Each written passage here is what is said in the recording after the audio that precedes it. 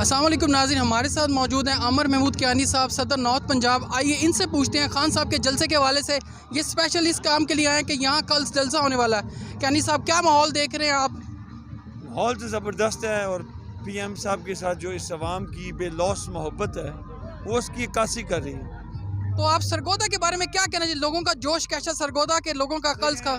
Last time का जलसा हम चलाएंगे, यहाँ पे स्क्रीन पे हमारे वीडियोस हैं, अमेजिंग। और ये हमेशा सरगोदा ने बड़े जोश और जज्बे के साथ पार्टिसिपेट किया और इस बार मुझे तो लग रहा है कि ये इससे जो अंदर होगा उससे ज़्यादा बाहर होगा।